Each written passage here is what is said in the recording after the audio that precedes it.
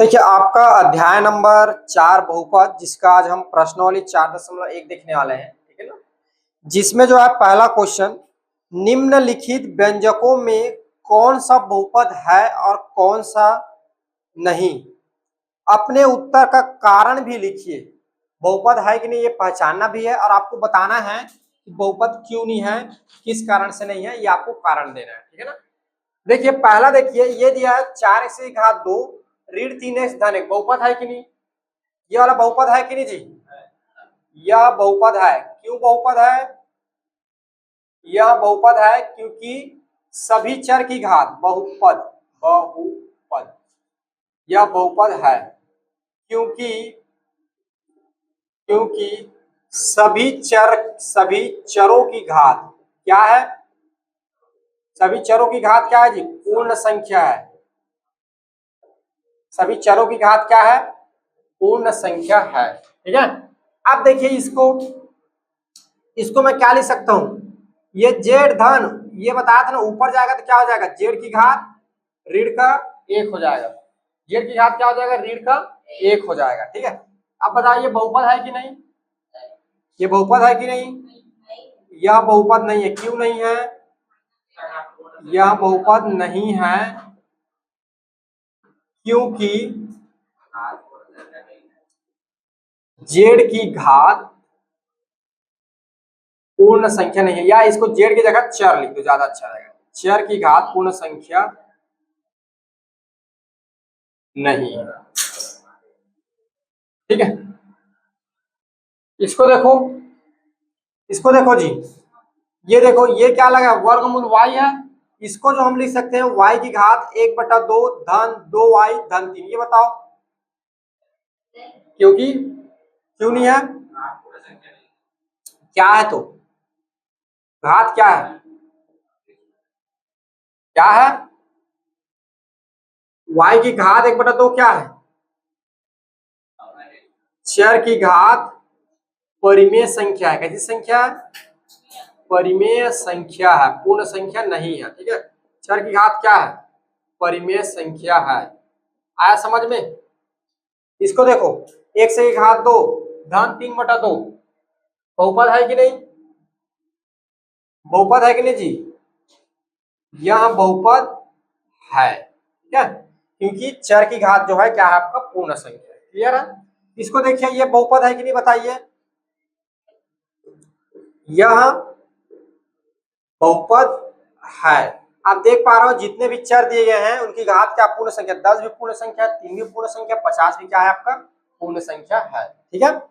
देखिए अगला जो क्वेश्चन है, क्वेश्चन नंबर 2 जो है, निम्नलिखित में x स्क्वायर का गुणांक ज्ञात कीजिए। क्या ज्ञात कीजिए?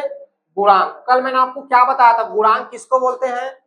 जब किसी चर के साथ अचर का गुणा रहता है तो क्या कहलाता है? उसका गुणांक कहलाता है।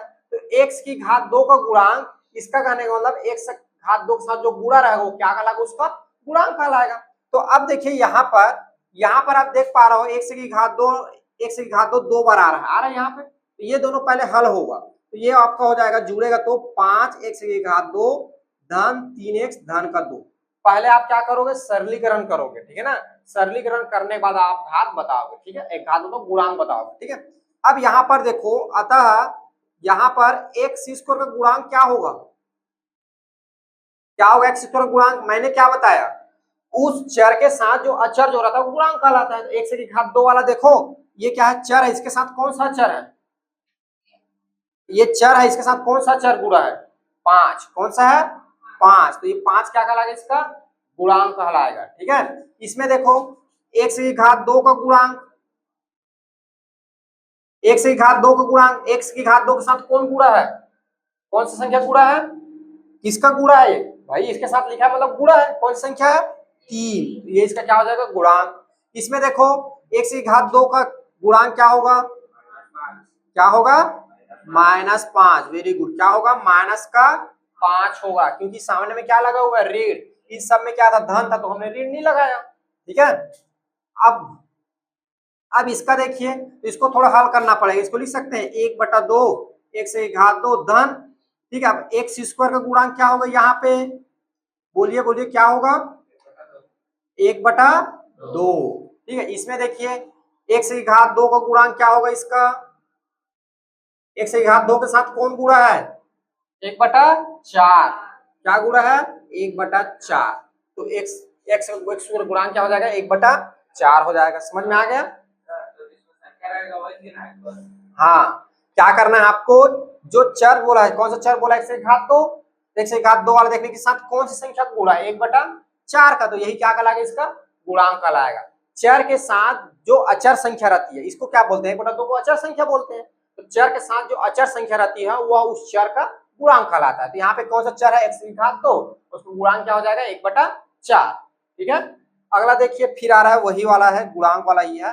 तीसरा है, निम्न बहुपद में x का गुणांक, x का क्या निकालना है, गुणांक एवं चर पद ज्ञात करना है। क्या ज्ञात करना है, अचर पद सॉरी, क्या पद ज्ञात करना है, अचर पद। ठीक है। तो देखो यहाँ पर देखो जी, उत्तर देखो, x का गुणांक क्या होगा, देखकर बताइए, x का गुणांक क्या होगा जी, 1/5। और अचर पद क्या होगा, अचर पद मतलब जिसके साथ आपको चर ना दिखे उसको क्या बोलते हैं, अचर पद। तो यहाँ पर देखो, जहां पे चर नहीं दिख रहा है कौन है, 5, तो क्या हो जाएगा, अचर पद। यहाँ पर देखो x का गुणांक क्या होगा, x का गुणांक कौन सा, 2, वर्गमूल 2, वर्गमूल के साथ बताना है। ठीक है। और अचर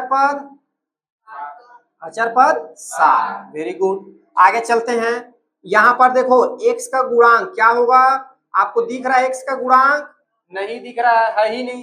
तो ऐसा हम लिख सकते हैं, देखिए x की घात 2 धन 0x धन 2, ऐसा लिख सकते हैं जी, नहीं है तो इसका कहने मतलब इसकी गुणांक क्या हो जाएगा, 0। तो अगर मान लो आपको बोल दे x का गुणांक लिखा लिए और वहां पे x ना दे रहा तो उसका गुणांक क्या होगा, 0 होगा। हम जो ऐसे लिख सकते हैं, देखो 0 के साथ गुणा करूंगा तो क्या आ जाएगा, 0 आ जाएगा। 0 को संख्या के साथ जोड़ोगे तो वही आ जाएगा, तो ये वही आ जाएगा, उसका मान बदलेगा क्या, नहीं बदलेगा। तो इसको जो है हम ऐसे लिख सकते हैं। अब यहाँ पर देखो x का गुणांक क्या है, 0।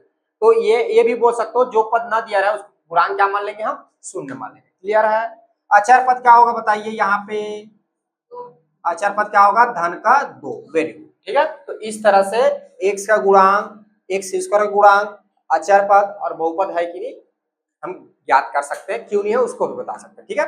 चलिए लिखिए इसको।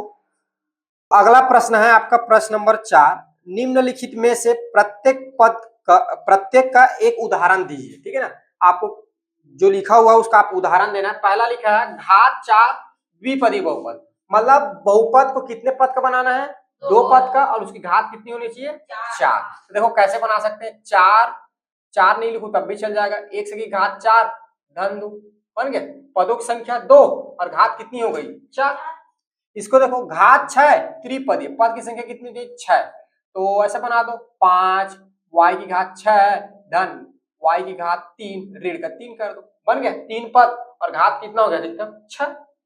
इसको देखो घात 5 एक पदी होना चाहिए, तो लिख दो x की घात 5, हो गया, पदों की संख्या 1 और घात कितना हो गया 5। तो अपने मन से कुछ भी लिख सकते हो, आप बना सकते हो। ठीक है। लेकिन आप ध्यान रखना, पद जो बोला है उतना होना चाहिए और घात जो बोला है उतना होना चाहिए, बाकी आप चर और वैल्यू को चेंज कर सकते हो। ठीक है। चलिए ये वाला देखिए, क्वेश्चन नंबर 5 जो है आपका, निम्नलिखित बहुपदों में प्रत्येक की घात बताइए। इधर देखिए घात बताना है, कितनी कितनी है घात। ठीक है। इसमें देखिए कितनी है इसकी घात बताइए, अधिकतम घात देखिए कितनी है इसकी, 0 1 2 3, अधिकतम कितना है जी 3, इसका घात कितना हो जाएगा 3। इसका बताओ, इसका घात कितना होगा, 9 7 2 4, कितना होगा 9। इसकी घात बताइए, तुम लोग यार बार बार बोल रहा हूँ, यहाँ पे क्या हो रहा है, गुणा हो रहा है, क्या हो रहा है जी, गुणा। तो गुणा होता है तो घात क्या जाता है, जुड़ जाता है, तो यहाँ पे 3 धन 1 हो जाएगा, तो घात कितना हो जाएगा 4।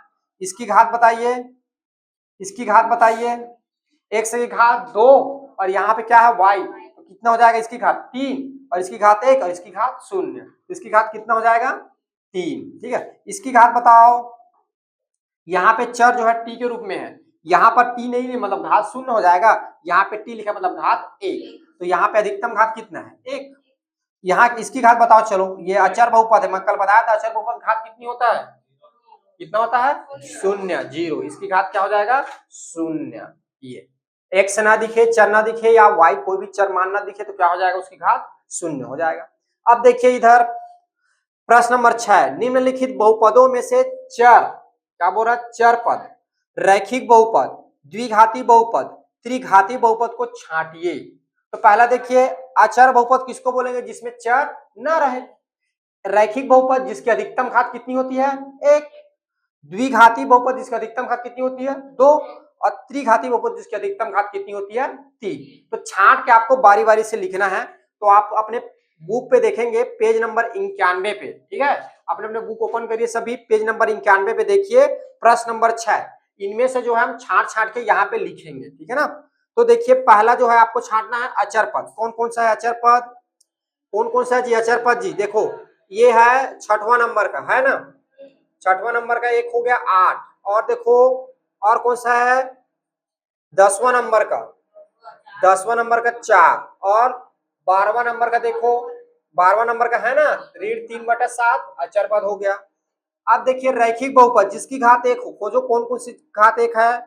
देखो ये है, देखो चौथे नंबर पे टी दिया हुआ है, टी क्या है तुम्हारा चर है, टी की घात कितनी है, एक है, ये हो गया। और देखो एक घात वाला, एक घात वाला और कौन सा है जी, यहाँ पर देखो 90 नंबर पे देखो, 90 नंबर पर एक से धन कितना है 2/3, इसकी भी घात कितनी हो जाएगी, एक। ये भी रही। और देखो यहाँ पर देखो 9वां के बाद आप देखो 11वां नंबर पे, देखिए 11वां नंबर पे, 11वां नंबर पे कितना दिया, -u/3/4 जी, /4 और धन 3/2। यहाँ पर देखो u की घात कितनी है, एक है, ठीक है। तो ये क्या हो जाएगा, ये भी रैखिक बहुपद हो जाएगा।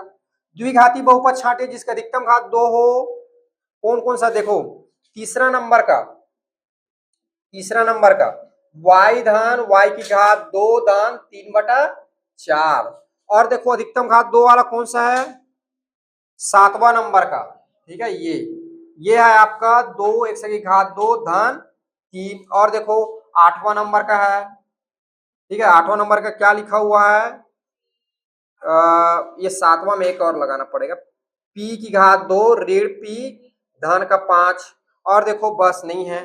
त्रिघाती बहुपद पहला वाला, त्रिघाती बहुपद पहला है, देखो फर्स्ट नंबर का x की घात 3 धन x की घात 2 धन 1 से धन 1, ठीक है। उसके बाद देखो त्रिघाती कौन सा दूसरा है, जिसमें पद एक ही दिया 9x की घात 3, और देखो और कहीं त्रिघाती दिख रहा है, त्रिघाती दिख रहा है जी, 5वें नंबर पे देखो y ऋण y की घात 3, ठीक है। और त्रिघाती नहीं है, चलिए पूरा आ गया, 1 2 3 4 5 6 7 8 9 10 11 12, 12 पद दिए, पूरा पूरा 12 पद हमने लिख लिया, ठीक है।